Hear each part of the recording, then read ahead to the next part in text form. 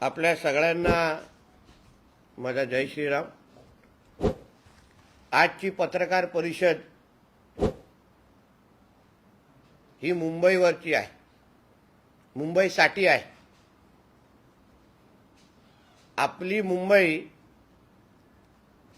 ही सिरिया बनण्याच्या उंबरठ्यावर आहे असं म्हटलं तर कदाचित तुम्हा लोकांना वादग्रस्त वाटेल की बाबा हे असं कशाला उगाच वादग्रस्त वक्तव्य करतायत।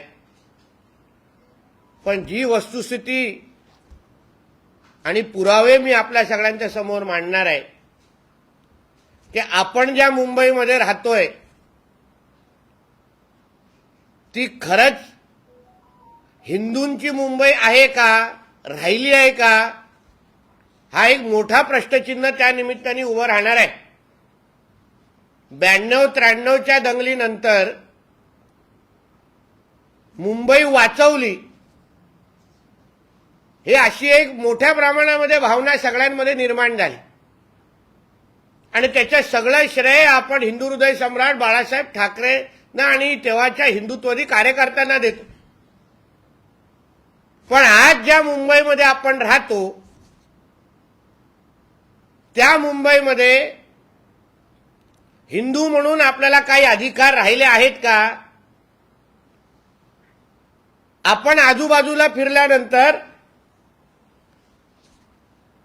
ज्या वस्त्यांमध्ये आपण फिरतो पाहतो त्या वस्त्यांमध्ये हिंदूंची जाण्याची हिंमत राहिली आहे का, हा प्रश्न आजच्या निमित्ताने आम्हाला विचारायचा आहे। मुंबईमधले काही जे प्रामुख्याने जे भाग ज्याच्यामध्ये आम्ही स्वतः जाऊन फिरलो, काय माहिती गोळा केली, व्हिडिओ जमा केले, लोकांशी बोललो, मग मानकुड असेल, म्हाडा वसाहत, चिता कॅम्प, शिवाजीनगर, अणुशक्तीनगर, देवनार, नागपाडा आणि डोंगरी भाग, हे सगळे भाग खरं म्हटलं तर पहिले हिंदूंचे होते। इथे हिंदू मोठ्या प्रमाणामध्ये राहायचे, हिंदू समाज मोठ्या प्रमाणामध्ये वास्तव करायचा। पण आज अगर ह्या सगळ्या भागांमध्ये अगर तुम्ही गेलात तर हिंदूंना उभं राहण्याचा जरी तिथे हिंमत होते का? हिंदूंना पाहिजे तसे तिकडे घर घेऊ शकतात का? मोकळा श्वास घेऊ शकतात का? हा फार मोठा प्रश्नचिन्ह निर्माण झालेला आहे। या सगळ्या भागांमध्ये मोठ्या प्रमाणामध्ये रोहिंग्या आणि बांगलादेशी मुसलमान यांनी हा पूर्ण जागेचा ताबा घेऊन टाकलेला आहे। तुम्ही ना घर विकत घेऊ शकत, ना तिथे काही विकायला जाऊ म्हणजे काही विकत घ्यायला जाऊ शकत। साधं पत्रकार म्हणून मी तुम्हाला आवाहन करीन, हे व्हिडिओ पाहिल्यानंतर तुम्हाला मी विनंती करीन की तुम्ही फक्त तिथे जाऊन स्वतःच्या डोळ्यांनी पाहण्याची हिंमत करा। कॅमेरा घेऊन तिथे फक्त जा आणि मग तिथे उभं राहायला तुम्हाला किती तास किती मिनिटं देतात याचं उत्तर तुम्हीच मला सांगा। तर पहिला व्हिडिओ मी तुम्हाला दाखवतो।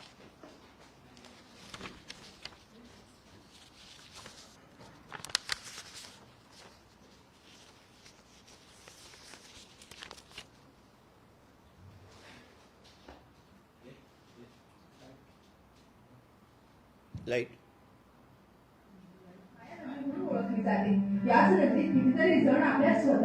परत सुरू कर, परत पहिल्यावर सुरू कर रे, काही कशाला करतोय? पहिल्यापासून सुरू कर ना, तू मध्येच सुरू केलंय। हा, मुंबई ही स्वप्न नगरी तसेच माया नगरी म्हणून ओळखली जाते। याच नगरीत कितीतरी जण आपल्या स्वतःच्या घराची स्वप्न घेऊन रोज येत असतात आणि जगतात।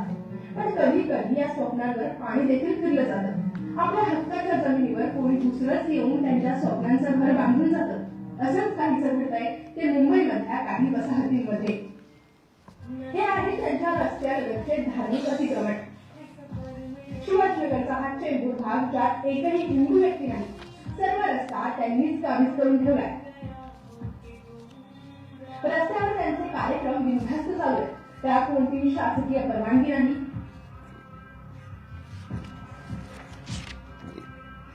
येथे हॉकर्स, अनधिकृत फेरीवाले, सर्व निधर्मी लोक दिसते. यांचे सर्व मदरसे, मस्जिद आणि अनधिकृत बांधकाम दिसते.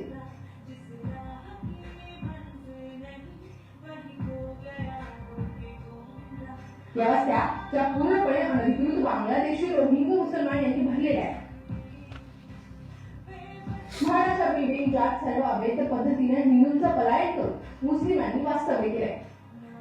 त्यांचे निळे झेंडे हिंदू घरासमोर लावलेले आहेत. नूरे इलाही मस्जिद मदरसा जी पूर्णपणे म्हाळाच्या जागेत आहे, याचा प्रशासनाने आदेश काढले असून अद्यापर्यंत कारवाई मात्र नाही. बाजूला लॉन्स आहेत ज्यात अनधिकृत लग्न केले जातात. कोठेही शासनाची परवानगी नाही. बळकावून घेतलेल्या शासकीय जागा त्यात त्यांचे रोजचे अनधिकृत कार्यक्रम चालतात. विशेष म्हणजे ज्यात तुम्हाला सगळीकडे पूर्ण हिरवा रंग दिसेल. हजरत सय्यद जलाउद्दीन शहा कादरी दर्गा जी हिंदुस्थान पेट्रोलियम कंपनीच्या ठिकाणी अनधिकृतपणे बांधकाम केलेले आहे.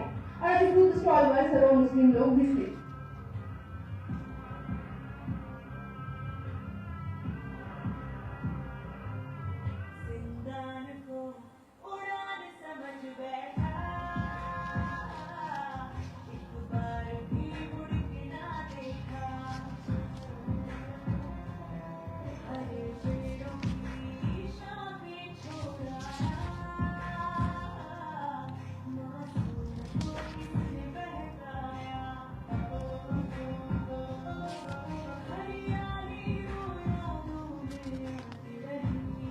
त्यात सरदार वल्लभभाई पटेल मार्गावर विना परवानगी अनधिकृत फर्निचर दुकानवाले दिसते. असा त्यांचा मनमानी कारभार रोजच चालत राहतो. त्यांना कोणी काही विचारू आणि घेऊन शकत नाही.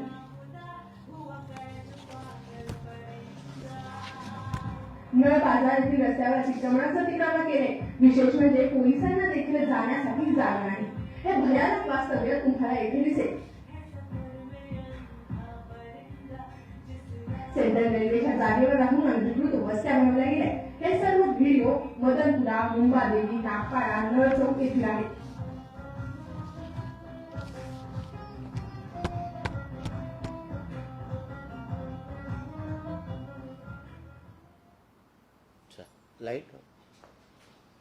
लाईट ना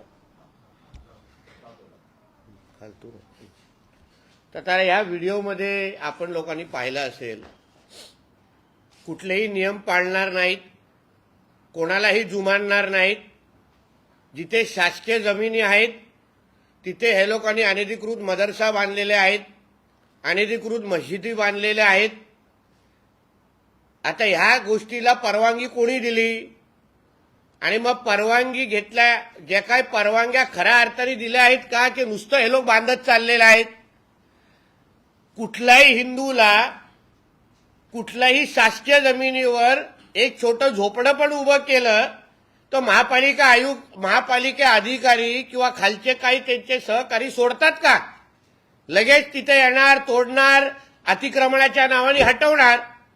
मग हे जे काही इथे चाललंय मुंबईमध्ये विविध भागामध्ये आपल्याच नाकाखाली, मग हे जे काही हिरवंकरण चाललेलं आहे, इस्लामीकरण चाललेलं आहे, उद्या आता आपण काही महिन्या अगोदर जो पडगा गावाबद्दल आपण ऐकलेलं, ठाण्याच्याच ग्रामीण भागामध्ये मुंबईच्याच काही अंतरावर त्या पडगा गावामध्ये असंच झालं.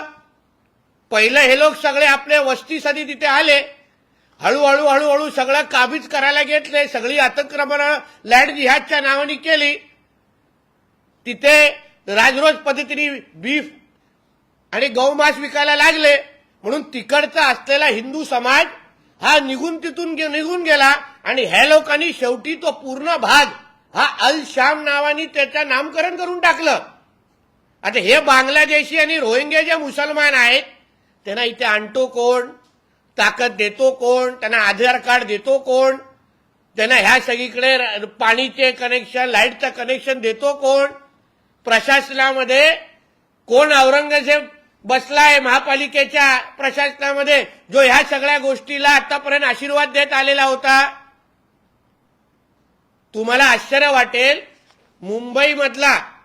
मुंबईचा जो कचऱ्याचा जो कॉन्ट्रॅक्ट आहे पूर्ण मुंबईच्या विविध भागाचा, तो पण एका मुसलमान व्यक्तीकडे आहे. आणि तो काय करतो, जे काय ड्रायव्हर, जे काय कचरा उचलण्यासाठी तुम्हाला ज्या गाड्या दिसतात, तुम्ही बहुसंख्य ड्रायव्हरांशी बोला, ते सगळे तुम्हाला बांगलादेशी आणि रोहिंग्या मुसलमान तुम्हाला दिसतील. म्हणजे तुम्ही पॅरिसबद्दल ऐकलं असेल की पॅरिसमध्ये असंच झालं. पॅरिस पण आपल्यासारखंच एक आंतरराष्ट्रीय शहर होतं. मग पॅरिसमध्ये एका बांगलादेशी मुलाबरोबर, पोलिसांबरोबर त्याच्याबरोबर काहीतरी चकमक झाली आणि तो त्याच्यामध्ये मारला गेला, जो मुळात त्या शहराचा पण मुसलमान नव्हता. आणि त्या बांगलादेशी मुलासाठी चाहू बाजूने ज्यांचा रेकॉर्ड पण पोलिसांकडे नव्हता, गव्हर्नमेंटकडे नव्हता, अशा चारही बाजूनी हे बांगलादेशी रोहिंग्या रस्त्यावर आले आणि अक्षरशः त्यांनी पॅरिस, फ्रान्समध्ये हैदोस घातला. ह्याच्याबद्दल आपण सगळ्या जणांनी ऐकलं असेल. 5-5, 10-10, 11-11 दिवस, 15-15 दिवस पोलिसांना आणि सरकारला कंट्रोलमध्ये आपण आणू शकलो नाही, अशी परिस्थिती या बांगलादेशी आणि रोहिंग्या मुसलमानांनी तिथे पॅरिसमध्ये केली होती. आणि तीच परिस्थिती आज आपल्या मुंबईमध्ये होऊ पाहते आहे. म्हणजे ह्या कचऱ्याच्या निमित्ताने अगर त्यांनी उद्या रस्सी खेचली तर आपल्या मुंबईचा पण ताबा घेऊ शकतात. कचरा उचलायचा बंद केला, कचरा टाकण्याचा हे लोकांनी टेरर करायचे. सगळे ह्यांच्यात बांगलादेशी आणि रोहिंग्या मुसलमान ड्रायव्हर बसून ठेवले. तू उद्या सगळे अडचणीत येतील. आता तुम्हाला हा व्हिडिओ बघून आश्चर्य वाटेल की कसं शासकीय जमिनीवर मदरसा बांधलेले आहेत, अनधिकृत मस्जिद बांधलेल्या, ते पण केंद्र सरकारच्या आणि काही महत्वाच्या जमिनी आहेत. म्हणजे लग्नाचे हॉल बांधले आहेत, तिथे किती हिंदू जाऊन लग्न करू शकतात हा फार मोठा प्रश्नचिन्ह आहे. आणि ह्यांचे तुम्हाला माहिती आहे, एका लग्नावर लोक थांबत नाहीत, 2-2, 3-3 हमखास करून टाकतात. म्हणून ह्या सगळ्या गोष्टी मध्ये हिंदू कुठे आहे? हिरवे रंग द्यायचे आणि हा आमचा मोहल्ला आहे, इथे हिंदूंना परवानगी नाही असं बोलायचं आणि हिंदूंना तिथे उभं राहण्याची पण हिंमत द्यायची नाही. मग असं अगर मुंबईचं इस्लामीकरण अगर मोठ्या प्रमाणामध्ये होत राहिलं तर मग आपण हिंदू म्हणून कुठे? ह्याचा प्रश्न मुंबईकरांनी स्वतःला विचारायलाच लागेल. आपण एका टाइम बॉम्बवर उभे आहोत. आता टाइम बॉम्बवर, हा टाइम बॉम्ब अगर योग्य वेळी अगर आपण बंद केला नाही तर आपल्याच शहरामध्ये एक दिवस अगर हे लोकांनी आपल्यालाच विचारलं की बाबा तेरे को इधर रहना है तो इधर से निकल जा, वरना तेरे को इधर तेरा धर्मांतर करना है, करके अगर करना है तो ही तू मुंबई में रह सकता है, असं अगर आपल्याला बोलायला सुरू केलं तर आपल्याला कोणाकडेही जायला जागा राहणार नाही. म्हणून अशा पद्धतीची परिस्थिती आज मुंबईमध्ये होत चाललेली आहे. तुम्ही बघा, मोठ्या प्रमाणामध्ये रस्त्यावर गर्दी आहे, भाज्या विकल्या जातात. आता तिथे जे काय मार्केट प्लेस आहे त्या मार्केटमध्ये एक तरी हिंदू जाऊन भाजी घेऊ शकतो का? एक आमच्या माता भगिनी तिथे फिरू शकतात का? तुम्ही बघितलं असेल, सगळे बुरखे घातलेल्या तुम्हाला महिला तिथे दिसतायत. म्हणजे मुंबईमध्ये राहूनच प्रशासनाला विचारायचं नाही, सरकारला विचारायचं नाही, पोलिसाची गाडी अक्षरशः तिथे जाण्यापासून थांबवायची. अशा पद्धतीची परिस्थिती ही तुमच्या आणि आमच्या मुंबईमध्ये आपल्या नाकाखाली सुरू आहे. याबद्दल आपण भूमिका घेणं हे गरजेचं आहे. पण त्या अगोदर वस्तुस्थिती तुमच्या समोर दाखवणं हे माझ्या दृष्टिकोनातून फार महत्वाचं आहे. सगळे नियम आपण हिंदूंनीच पाळायचे. म्हणजे आम्हीच महापालिकाचे नियम मानायचे, आम्हीच पोलीस प्रशासनाचे नियम मानायचे, कायदा आणि सुव्यवस्था पण आम्हीच पाळायचं. आमच्याच गणपती उत्सवाच्या निमित्ताने, दहीहंडी उत्सवाच्या टायमा आम्हालाच नियमावली दिली जाते, आम्हालाच सांगितलं जातं मंडप एवढंच बांधा. पण ह्यांचे जेव्हा मोहरमच्या मिरवणुकी ह्याच्यात इथून निघतात, एक तरी नियम पाळलं जातं का? म्हणजे आमच्या मुंबईमध्ये राहून हे डॉक्टर बाबासाहेब आंबेडकरांचं संविधान पाळतात का? हा प्रश्न आज विचारायची वेळ आलेली आहे. हे लोकांनी त्या मोहल्ल्यामध्ये हे लोकांनी शरिया कायदा मानायला सुरू केलेला आहे आणि ते तुम्हाला वास्तव आजच्या निमित्ताने इथे दिसत असेल. बघा तुम्ही, आज अणुशक्ती नगर मध्ये बाबा ऑटोमॅटिक सेंटर आणि ऑटोमॅटिक पेट्रोलियम ह्याच्या जागेवर सगळ्या या जिहाद्या लोकांनी अतिक्रमण केलेलं आहे. लँड जिहादच्या नावाने मस्जिद बांधून टाकायची आणि मग कोणाला तिथे हिंमत पण दाखवायची नाही की तुम्ही तिथे जावा. मी तुम्हाला विनंती करतो की तुम्ही एक त्या बाबा अणुशक्ती नगरमध्ये जरा फिरून दाखवा, कॅमेरा घेऊन दाखवा, घेऊन जाऊन दाखवा. परत याल का त्याची गॅरंटी राहणार नाही तुम्ही, अशी परिस्थिती ते लोक करून ठेवतात. म्हणून या सगळ्याबद्दल आपण फार बारकाईने लक्ष ठेवलं पाहिजे. शिवाजीनगर मध्ये असलेली इलाही मस्जिद मदरसा, नूरे इलाही मस्जिद मदरसा, हे म्हाडाच्या जागेवर आहे. आता तुम्ही सगळे आपले पत्रकार मित्र मुंबईमध्ये वर्षानुवर्ष कव्हर करताय. मला तुम्हाला विचारायचं आहे की कुठल्या म्हाडाच्या जागेवर अतिक्रमण केल्यावर म्हाडा गप्प बसते हो? मी तिथे जाऊन अगर मंदिर उभं केलं ना म्हाडाच्या जागेवर, 48 तासामध्ये तोडून टाकतील एवढं तात्पर्य आमचे म्हाडाचे अधिकारी दाखवतात. आता ह्यांचं त्या खुर्चीवर बसून धर्मांतर झालंय का हे विचारण्याची आता वेळ आलेली आहे. कारण की हे लोकांना फक्त आमची मंदिरं दिसतात, आमचा बजरंगबली दिसतो, ह्यांचा अली दिसत नाही. हे लोक पाहिजे तिथे आमच्या मुंबईमध्ये अनधिकृत मस्जिद बांधू शकतात, अनधिकृत मदरसे बांधू शकतात, पण त्या लोकांना कोण विचारणार नाही. पण सगळे प्रश्न आणि सगळी संयम हा आम्ही हिंदू म्हणूनच आम्ही पाळायचं. लोकसंख्येचं तर काय त्या लोकांना लिमिटच राहिलेलं नाही ना. कारण का कोण किती एका घरामध्ये 30-30, 40-40 लोक राहतात, अशी परिस्थिती या सगळ्या मोहल्ल्यांमध्ये आहे. त्याबद्दल कोण त्यांना विचारायला तयार नाही. आणि प्रत्येकाच्या हातात, आश्चर्य तुम्हाला वाटेल, प्रत्येकाच्या हातात आधार कार्ड आहे, पाण्याचे आणि विजेची कनेक्शन आहे. हे देणारे अधिकारी कोण? तर आता दुसरा व्हिडिओ दाखवतो तुम्हाला.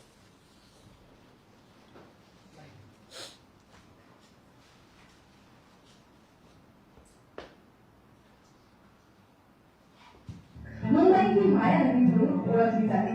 या मुंबई शहराचं नाव येथील मातृदेवता मुंबादेवी या देवतेच्या नावावरून पडलंय. पूर्वीचे हिंदू कोळी लोक तिचे उपासक होते. अशाच आपल्या मुंबईतील एक भाग आहे नागपाडा. हे देखील नाव नागदेवीच्या स्थानावरून पडलं होतं. मात्र तेथे देखील पहिले हिंदू लोक राहायचे. मात्र आता सर्व बांगलादेशी रोहिंग्यो यांची संख्या वाढत असताना दिसते. आपल्या हिंदू देवतेच्या मंदिरासमोर बीफचे मटण विकले जाते. हे आपल्या खुल्या डोळ्याने सर्व मुंबईकर पाहतायत. माझा आवाज कोणी उठवत नाही हेच दुर्दैव. याच मुंबईतील या महापालिकेतील अधिकाऱ्यांनी संगनमताने हे दुकाने लावले जातात. मुंबईकरांना नीट बघा, इथे तुम्हाला एकही हिंदू दिसणार नाही. पूर्वी ही हिंदूची वस्ती म्हणून ओळखली जात होती. आता तुम्हीच तुमच्या डोळ्याने निर्मळमय मुंबई बघा. या दुकानांना कोणताही परवाना नाही. या दुकानांमध्ये कोणीही हिंदू जात नाही आणि हे दुकान आपले श्रद्धास्थान असलेल्या नागदेवीच्या समोरच मांस विकले जाते. आणि मुंबईकर म्हणून हे अजून देखील झोपलेले आहेत. म्हणून मुंबईकर जागे होणार तरी कधी यावर येणारा काळच ठरवेल.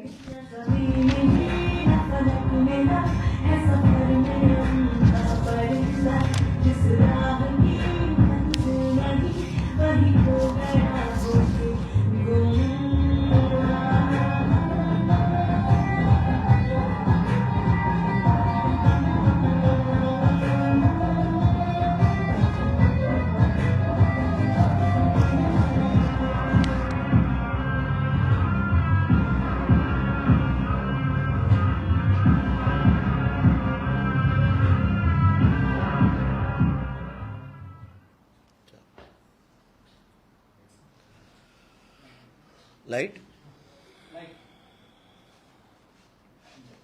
आता ही आपलीच मुंबई आहे जे तुम्ही आज सगळं पाहिलेलं आहे. आता नागपाड्यामध्ये आता जसं त्यांनी उल्लेख केला, नागपाड्याचं नाव का पडलं? नागदेवीच्यामुळे पडलं. आता आपले हे जे काही श्रद्धास्थानं आहेत, मुंबादेवी आहे, नागपाड्याचा हा परिसर आहे, सिद्धिविनायक आहे, महालक्ष्मी मंदिर आहे, हे सगळे जे श्रद्धास्थान आहे जिथे वर्षानुवर्ष आपण हिंदू म्हणून तिकडे जातो, आपल्या देवी देवतांच्या समोर नतमस्तक होतो. मला एक विचारायचं की असाच अतिक्रमण, अशाच पद्धतीची आरीरावी अगर आम्ही हजेली मस्जिदच्या बाहेर केली, माहीम मस्जिदच्या बाहेर केली तर चालेल का? तिथे आम्ही लोकांनी आमच्या हिंदू स्टॉल लावलेत आणि तिथे आमचे पदार्थ विकले तर ह्या लोकांना चालणार का? आज आपण मुंबादेवी नागपाड्याचे इथे बघत होतो, सर्रास बीफचं विकलं तिथे चाललेलं आहे. आज अगर आपण इथे गप्प बसवलं नाही तर उद्या सिद्धिविनायकचा ताबा घेतील, उद्या महालक्ष्मीचा ताबा घेतील आणि आपण काहीच करू शकणार नाही. कारण हे होत असताना आपण त्या लोकांना थांबवलं नाही तर उद्या त्याच्या मंदिराचा ताबा घेत असताना तिथे बीफ, उद्या सिद्धिविनायकच्या उंबरठ्यावरच्या दरवाजावर अगर कोणी बसून अगर बीफ विकत असेल तर आपण काहीच करू शकणार नाही, कारण ते लोकसंख्येने एवढे वाढत चाललेले आहेत. हे लव जिहाद आणि विविध प्रकार करून आपली लोकसंख्याच कमी करतायत. मुंबईचा राहणारा हिंदूंचा टक्का हा 10 वर्ष अगोदर किती होता आणि आता किती आहे ह्याचा जरा अभ्यास आपण लोकांनी करायला पाहिजे. आपण ज्या शहरामध्ये राहतो तिथे राहणाऱ्या आपल्या हिंदूंची लोकसंख्या किती झालेली आहे आणि त्याचबरोबर हे बांगलादेशी आणि रोहिंग्या मुसलमान जे आपलेच नाही आहेत, मूळ मुंबईचे नाही आहेत, इथे येऊन आपल्या मुंबईला सिरिया बनवण्याच्या सगळ्या प्रयत्नामध्ये हे सगळी नाटकं ह्यांची चालू आहे, तमाशा चालू आहे. ह्या सगळ्याबद्दल मुंबईकर म्हणून आम्ही आपल्याला सांगतोय की आपण जागृत राहा, जागे व्हा. अगर आपण ह्याबद्दल भूमिका घेतली नाही, बोललो नाही, तर ह्या पुढे हे लोक मुंबईचा हळूहळू मोहल्ल्याचा ह्या बाउंड्री वाढवत जातील. उद्या आपल्या आजूबाजूच्या परिसरामध्ये पण अशा पद्धतीचे अगर अतिक्रमण वाढायला लागली, मग वक्फ बोर्डच्या नावाने असो, लँड जिहादच्या नावाने असो, तुम्ही आणि आम्ही काहीच करू शकणार नाही. म्हणून इथून जे जे अधिकाऱ्यांनी आता ह्या मस्ती केलेल्या आहेत त्या लोकांना मी स्पष्ट सांगतो की तुम्ही अगर हे अतिक्रमण ज्याबद्दल आम्ही त्या लोकांना माहिती देणार आहे ती अतिक्रमणं वेळेत अगर तोडली नाहीत, त्या अतिक्रमणावर वेळेत कारवाई केलं नाही, अनधिकृत मस्जिद असतील, अनधिकृत मदरसा असतील, अनधिकृत पद्धतीने हे हिरवीकरण जे काही पद्धतीने सुरू आहे, आम्ही मग ती सगळी माहिती आमच्या आदरणीय देवेंद्र फडणवीस साहेबांना देऊ. आणि मग तिथे ज्या पद्धतीने मीरा रोडला बुलडोजर चालला, ज्या पद्धतीने कोल्हापूरला बुलडोजर चालला, त्याच पद्धतीने बुलडोजर देवाचा इफेक्ट किंवा कारवाई तुम्हाला आता मुंबईमध्ये पण दिसायला सुरू होणार आहे. त्या पद्धतीचं अतिक्रमण त्या अधिकाऱ्यांनी, त्याला सगळं माहिती आहे मी काय बोलतोय. माझे हे व्हिडिओ त्यांच्याकडे पण जाणार, ही पत्रकार परिषदची माहिती त्यांच्याकडे पण जाणार. म्हणून ही सगळी माहिती बघितल्यानंतर त्यांनी त्या वेळीच हे अनधिकृत सगळ्या गोष्टी अगर काढल्या नाहीत, अतिक्रमण अनधिकृत काढल्या नाहीत, तर मग मुंबईमध्ये त्या ठिकाणी जाऊन महाआरत्या करण्याची सुरुवात आम्ही करणार आहोत. मुंबईतला राहणारा हिंदू समाज बरोबर महाआरती जाऊन करून त्या हिंदू समाजाला ताकद देऊन त्यांना जे जे त्रास तिथे देत आहेत, जे जे हे अतिक्रमण करतायत लँड जिहादच्या नावाने, त्या सगळ्या लोकांना मग आमच्या पण महाआरतीचा आवाज कानापर्यंत तुम्हाला ऐकायला लागणार. तासन तास आमच्या महाआरती चालणार. तुमचे दिवसातले 5 वेळे बोंगे वाजतात. हायकोर्टचा जजमेंट आहे त्याच्याही विरुद्ध वाजत असतात. तिथे कोण काय कारवाई पोलीस आमचे करायला बघत नाहीत. म्हणून हे जे जे पोलीसचे अधिकारी आहेत, ज्यांना बिर्याणी फार जास्त पचते, ज्यांना ह्यांनी जे दिलेले जे काही ज्या गोष्टी आहेत त्या घरी घेऊन कसे जातात, कोणाकोणाला काय काय गिफ्ट दिलं जातं, त्याची सगळी माहिती आता आमच्याकडे आलेली आहे. म्हणून महापालिकेचे काही हे जे अधिकारी आहेत, पोलीस खात्यातले काही अधिकारी आहेत, त्यांना मी स्पष्ट सांगतो या पत्रकार परिषदेनंतर की यापुढे अगर तुम्ही आम्ही दिलेल्या माहितीच्या अनुसार अगर कारवाई झाली नाही तर मुंबईमध्ये भगवाकरण कसं करायचं ह्याची सुरुवात मोठ्या प्रमाणामध्ये आता सुरू होणार. तिथले अतिक्रमण मग बुलडोजरनी तोडली जाणार. तिथल्या त्या अधिकाऱ्यांवर, मग तो महापालिकेचा असो आणि किंवा पोलीस खात्यातलं किंवा अन्य कोणी प्रशासकीय अधिकारी, जो या हिरवीकरणाला, या जिहादांना, या बांगलादेशी आणि रोहिंग्या मुसलमानांना जे अनधिकृत पद्धतीने आमच्या मुंबईमध्ये राहतात, त्यांना जो अधिकारी मदत करत असेल त्याला आम्ही सोडणार नाही.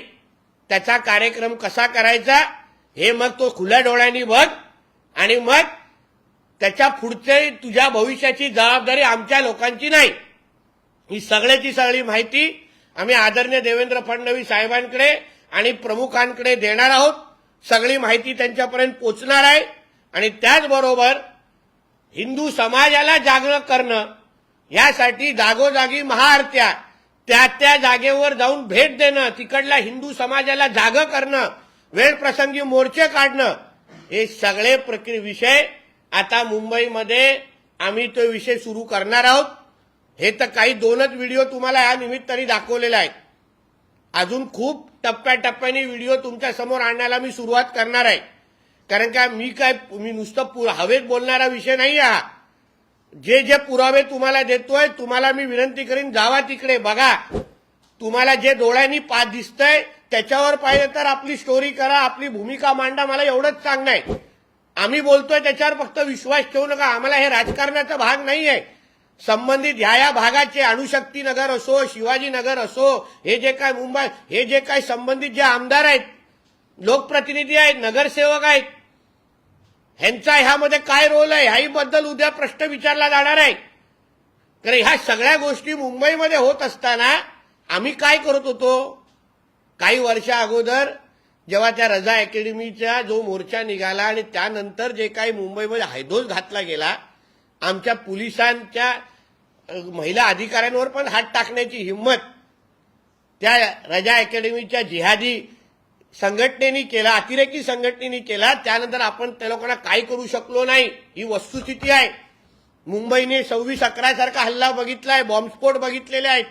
आणि आता ह्या गोष्टी अगर आपण हिंदू म्हणून थांबवल्या नाहीत तर जसं मी सुरुवात जशी केली, मुंबईचा उद्या हे लोक सिरिया बनवण्यापासून जास्त लांब नाहीत, उंबरट्यावर आलेले आहेत. म्हणून या सगळ्याबद्दल मुंबईकरांनी आणि मुंबईतल्या राहणाऱ्या हिंदू समाजाने विचार करावा. त्या अधिकाऱ्यांनी माझा इशारा समजून घ्यावा, नाहीतर लवकरच तुमची आणि आमची भेट होणार आहे. धन्यवाद. गेली अनेक वर्ष मुंबई महानगरपालिकेत उद्धव ठाकरेंची सत्ता आहे. या सगळ्याला उद्धव ठाकरेंना जबाबदार धरताय, कारण नेहमी ते हिंदुत्वाचा मुद्दा उपस्थित करतात. मला आश्चर्य तेच वाटतं की एका बाजूला हिंदुत्वाचा विषय घ्यायचा आणि दुसऱ्या बाजूला या रोहिंग्या आणि बांगलादेशी मुसलमानांच्या दाड्या कुरवळत बसायचा, त्यांना मांडीवर बसवायचं. हेच तर म्हणजे उद्धव ठाकरेंचं हिंदुत्व. म्हणून माझं म्हणणं आहे की ह्याच्यात राजकारण तुम्ही आणूच नका, आम्ही तुम्हाला विनंती करतो. हा उद्धव ठाकरे आणि ह्यांचा हे फक्त हिंदू समाजाला वापरण्यापुरतंच राजकारण करतात. पण आपण हिंदू म्हणून ज्या शहरामध्ये आज राहतो, आज मीरा रोडमध्ये काय झालं तुम्ही खुल्या डोळ्यांनी पाहिलं होतं. नयानगर म्हणजे काय? तो आमच्या मीरा रोडचाच भाग आहे. तो काय मिनी पाकिस्तान नव्हता. तसंच मुंबईला अगर सिरिया बनवण्याचा काय प्रयत्न असेल, इस्लामिक शहर बनवण्याचा काय प्रयत्न असेल, तो आपण हाणून पाडलाच पाहिजे. तुम्ही हा संवेदनशील मुद्दा मांडला. तुम्ही 2 व्हिडिओ दाखवले होते, त्यामध्ये आपण बघू शकतो सर्व काही अधिकारी. मुद्दा असा आहे, पोलीस किंवा महानगरपालिकेचे अधिकारी, तुम्हाला पण माहिती आहे, हे फक्त येऊन अशा प्रकारची कारवाई करताना एखादी असं अतिक्रमण बघायला मिळतं. तुम्ही थेट महानगरपालिका आयुक्त आणि पोलीस आयुक्त यांना भेटून या प्रकरणी कारवाई करा अशी विनंती करणार आहात. बघा, पहिला टप्पा तर आमचा तोच आहे की पहिलं माझा मुद्दा असा आहे की ही माहिती त्या महापालिका आयुक्त आणि पोलीस आयुक्तकडे नाही असं मी काय मानत नाही. माहिती असते, पण का कारवाई होत नाहीये, काय हिंमत नाहीये कारवाई करण्याची? ह्या डिपार्टमेंटमधले हे जे काही सडके आंबे आहेत, जे बिर्याणी खाऊन आमची मुंबईचा हिरवीकरण करत आहेत, धर्मांतर त्यांचं झालेलं आहे, त्यांच्यावर कारवाई करण्याची हिंमत पोलीस आयुक्तांनी आणि बीएमसी आयुक्तांनी करावी अशी मागणी मी करीन. मी डायरेक्ट नावं देणार आहे तुम्हाला, किंवा त्यांनाही नावं देणार आहेत की हा अधिकारी हा वॉर्ड ऑफिसर आहे, या वॉर्ड ऑफिसरनी असा अनधिकृत मदरसाला असताना पण त्याच्यावर कारवाई केली नाही. आता ती जी काही शिवाजीनगरचा तो मदरसा तुम्ही बघितला, कोर्टाची ऑर्डर आहे की पाडून टाका, तरी पाडलं जात नाहीये. म्हणजे म्हणून बोललो ना, आम्ही ह्या शहरामध्ये डॉक्टर बाबासाहेब आंबेडकरांचा आम्ही संविधान मानतो का इथे शरिया कायदा लागू झालाय, हे त्याच्या अधिकाऱ्यांनी आम्हाला सांगावं. एका बाजूला अतिक्रमण होत आहे, दुसरीकडे मुंबईत अनधिकृतपणे शस्त्र देखील सापडत आहेत. या 2 घटनांचा परस्पर काही संबंध आहे असं वाटतं? नक्की आहे. कारण का एक लक्षात घ्या, अतिरेकी कारवाई आणि ह्या जिहादी लोक ह्या त्या शहरामध्ये उन्माद माचवण्यासाठीच ह्या पद्धतीच्या गोष्टी करतायत. मग त्याच्यामध्ये अनधिकृत शस्त्र असतील, ड्रग्सचा मोठ्या प्रमाणामध्ये वापर असेल, विकणारे लोक कोण आहेत बघा, सगळे बांगलादेशी आणि रोहिंग्या मुसलमानच तुम्हाला दिसतील, जे तुमच्या मुंबईचे नाही आहेत. जे ड्रग्सच्या जिथे जिथे कारवाई होतात तिथे सगळे रोहिंग्या आणि बांगलादेशी मुसलमान राहणारे आहेत. म्हणून या सगळ्या गोष्टी हे लोकांना इथे आणतो कोण, बसवतो कोण, त्यांना सगळे आधार कार्ड देतो कोण, या सगळ्या गोष्टीवर नजर टाकलीच पाहिजे आता. एक तीव्र मोहीम तुम्ही असणार आता महाआर्कावरती म्हणताय, पण एक तीव्र मोहीम या अनुषंगानं जो साफसफाई होईल या अतिक्रमण आता तीव्र स्वच्छता मोहीम बोलतात त्याला.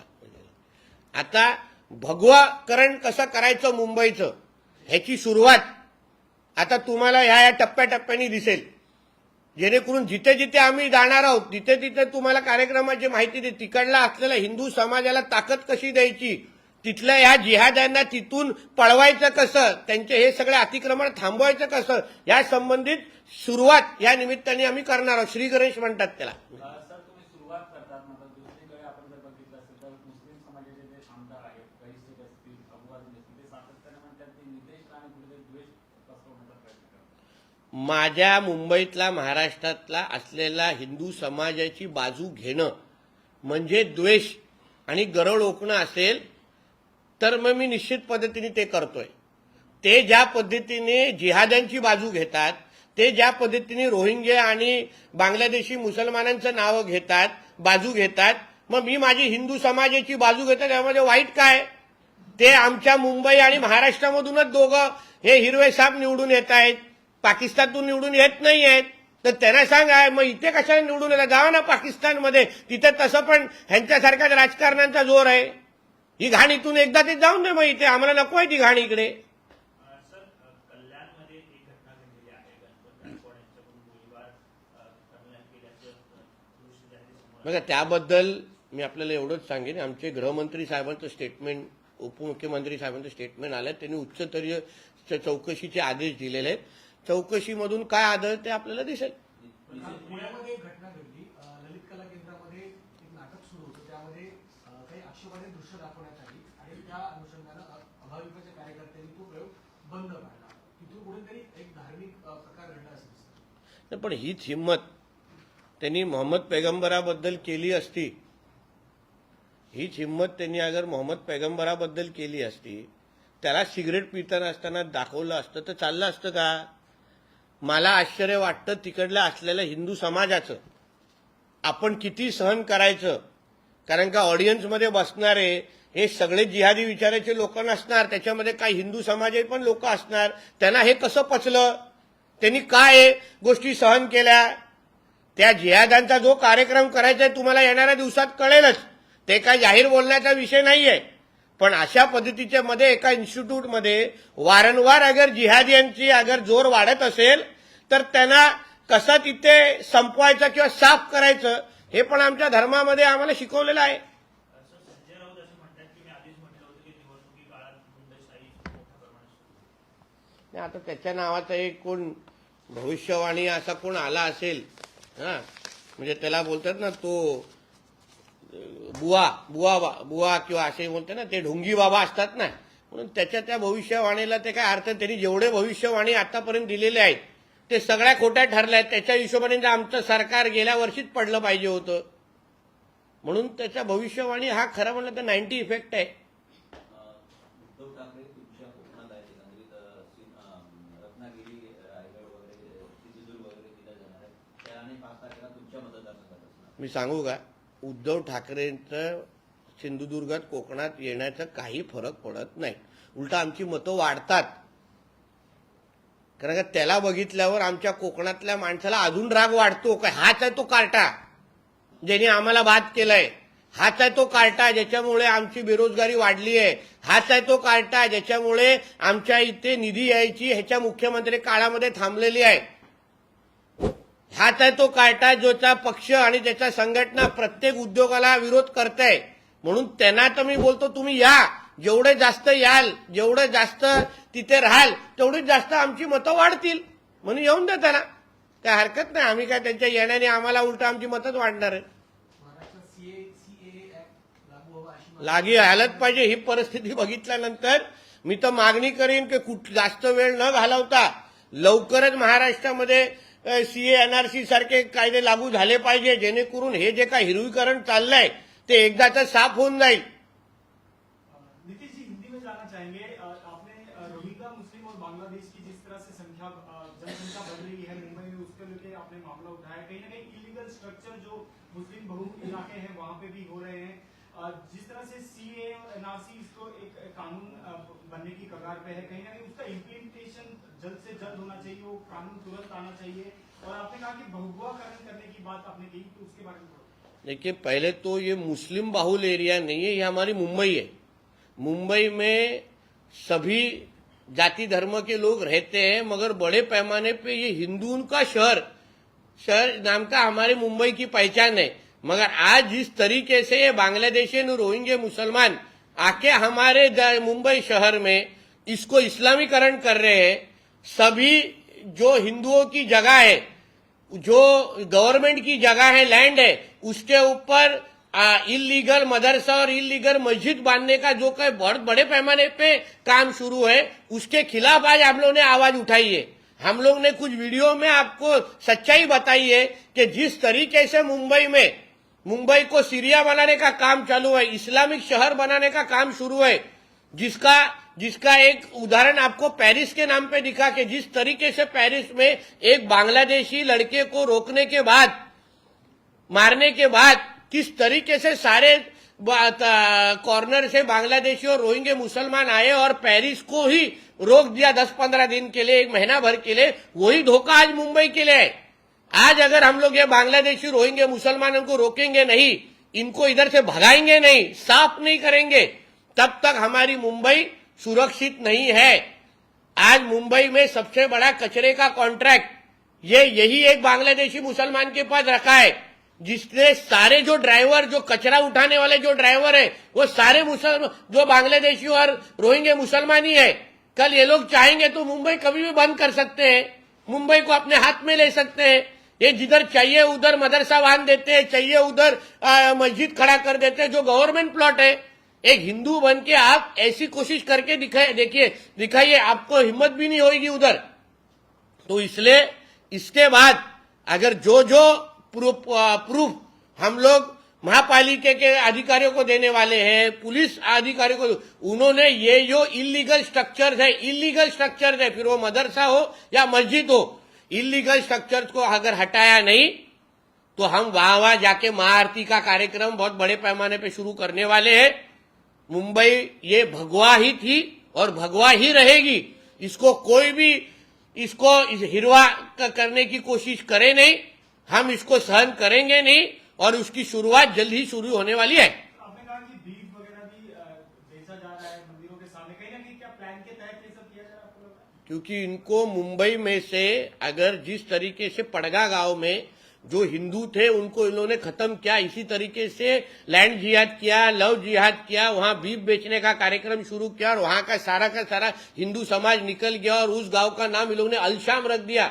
वैसे ही कल मुंबई को अगर ये लोगों ने कोई इस्लामिक नाम दे दिया और यहाँ के सारे हिंदू भगाने का ये मुहिम चालू है इनकी, इनको मालूम है कि जहां बीफ बेचा जाता है वहां हिंदू कभी रह नहीं सकता।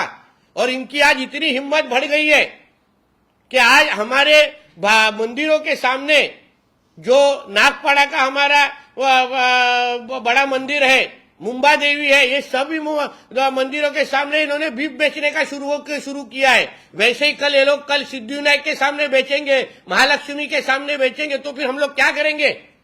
तो वहां का ये जो कोई इलीगल काम है, जो बीफ बेचने के जो शॉप है, वो महापालिका ने हटाने चाहिए, ऐसी हमारी मांग है।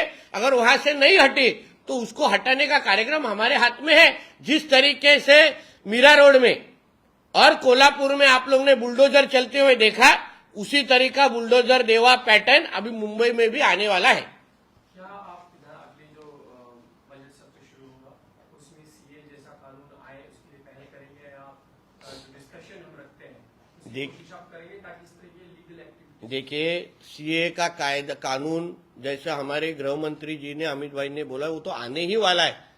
मगर ये सारे जो इलीगल स्ट्रक्चर्स है, ये सारे जो अनऑफिशियल स्ट्रक्चर है, ये तो सारे के सारे महापालिका और पुलिसों को तो निकालना है। किस स्ट्रक्चर्स के बारे में तो हाईकोर्ट का आदेश आया है, जजमेंट आया है कि आप इधर का मदरसा हटा दो, ये पेट्रोलियम की जगह है, रेलवे की जगह है, महाड़ा के वसात में आपको एक भी हिंदू दिखेगा नहीं, सारे के सारे आपको बांग्लादेशी और रोहिंग्या मुसलमान ही रहते हुए दिखते हैं उधर।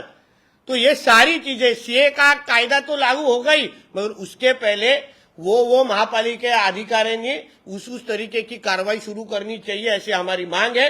अगर उन्होंने नहीं शुरू की तो हम हमारा काम शुरू कर देंगे। फिर बाद में बोलना नहीं चाहिए कि नीतीश राणे इधर हिंदू मुसलमान का झगड़ा लगा रहा है, क्योंकि पहली शुरुआत उन्होंने की, पहली हिंदुओं को भगाने का काम उन्होंने किया। हमको हमारी मुंबई ये हिंदुओं की मुंबई है, ये भगवी मुंबई है, इसको भगवी रखना है, किसी को भी इसको हरा करने को देंगे नहीं हम। लेकिन अब विपक्ष आप पे ये आरोप करना शुरू कर दिया है कि आप असंवैधानिक काम कर रहे हैं, आप संविधान नहीं मानते कि संविधान अगर हिंदू राष्ट्र में रह के अगर मैं हिंदुओं के पक्ष में अगर बोलूंगा नहीं, तो फिर क्या पाकिस्तान में जाके बोलूंगा? बोलने का कुछ कारण नहीं है ना। हमारा भारत देश हिंदू राष्ट्र है, यहाँ 85% 85% लोग हिंदू रहते हैं, इसलिए हिंदुओं का हित में बात करना ये मेरा कर्तव्य है और वो मैं करता रहूंगा। वो लोग अपने धर्म के बारे में बात करते, वो लोग कभी हिंदुओं के बारे में बात करते हैं क्या? चलो मैं उनको चैलेंज करता हूं, जो ये मोहल्ले में आपको दिखाया, हाँ, मानकुड़, शिवाजी नगर, अणुशक्ति नगर, किधर भी है, उन्होंने वहां एक हिंदू को घर लेने की परमिशन दे डाले। सिर्फ वहां हरा कलर क्यों मारा जाता है? हरे के साथ भगवा क्यों नहीं मारते? मतलब यहां हरे का हरा कलर मार दिया, मतलब यहां सिर्फ बांग्लादेशी और रोहिंग्या मुसलमान ही रह सकते, बाकी इधर कोई हिंदू रह नहीं सकता, इस तरीके का वो इशारा देते। नहीं, उस बारे में हमारे डीसीएम साहब और गृह मंत्री साहब का ऑफिशियल स्टेटमेंट आया है कि उस पे हाई लेवल इंक्वायरी का आदेश उन्होंने दे दिया है। एक बार इंक्वायरी हो जाने दीजिए, आपको इन्फॉर्मेशन आ जाएगा।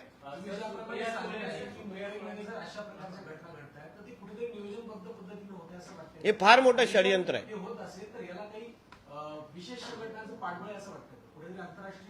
हाय ना, आता ज्या पद्धतीने इस्लामीकरण करण्याचं काम या बांगलादेशी रोहिंग्या मुसलमानांना कोण आणतंय इथे?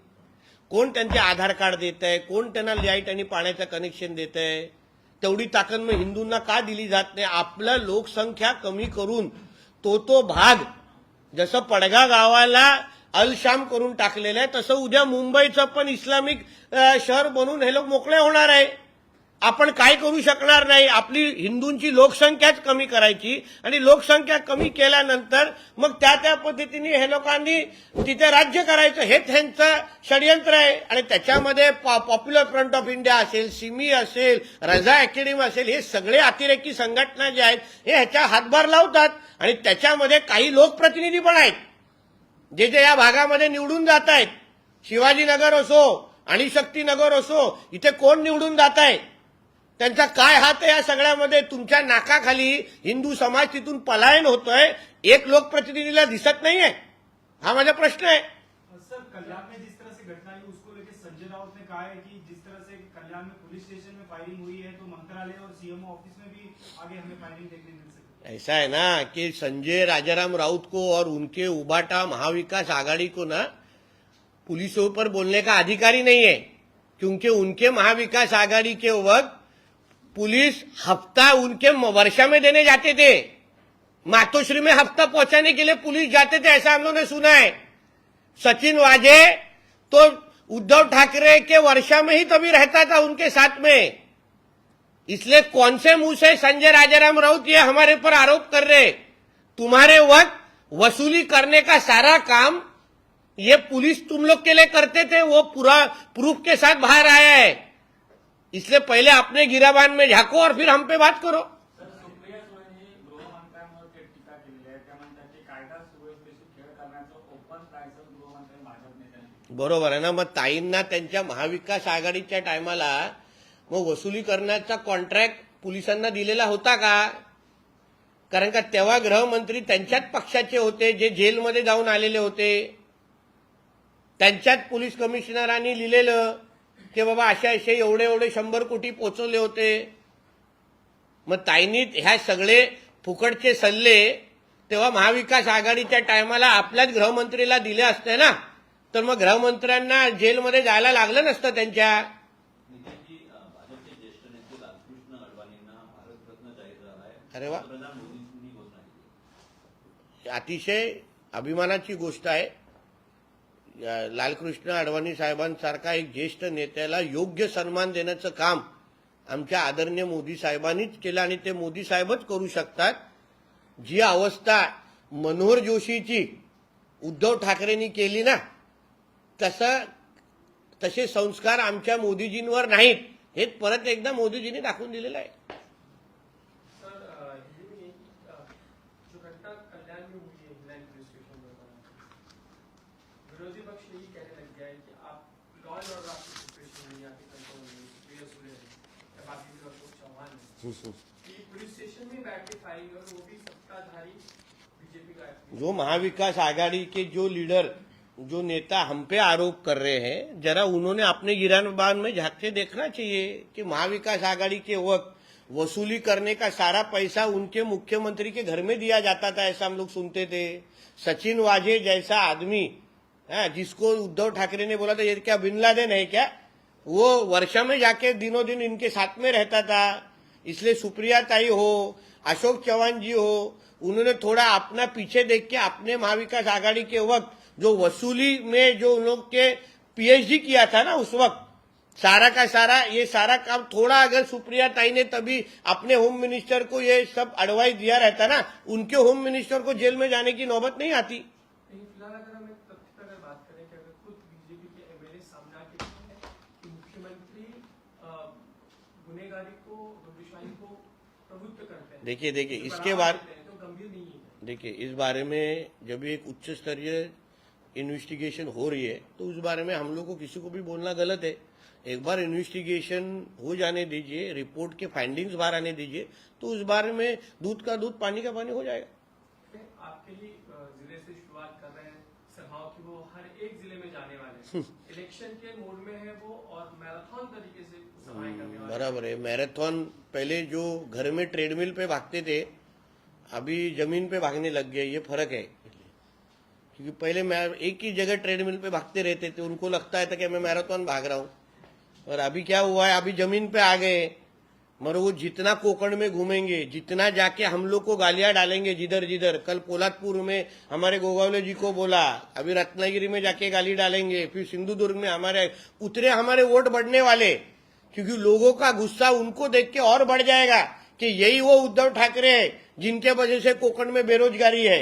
यही वो उद्धव ठाकरे के जो कुछ भी बड़ा प्रोजेक्ट या उद्योग हमारे कोकण में आता रहेगा, तो यही उद्धव ठाकरे उसको विरोध करता है. यही उद्धव ठाकरे ने जब भी मुख्यमंत्री थे तभी हमारे कोकण को 1 रुपया भी दिया नहीं. तो इसलिए जितना वो हमारे गांव में घूमेंगे, जितना वो हमारे जिलों में घूमेंगे ना, उतने बड़े वोट से हमारे कैंडिडेट चुन के आएंगे. गरजा हिंदुस्तान चॅनलला सबस्क्राईब करा आणि ताज्या घडामोडी जाणून घेण्यासाठी बेल आयकॉनवर प्रेस करा.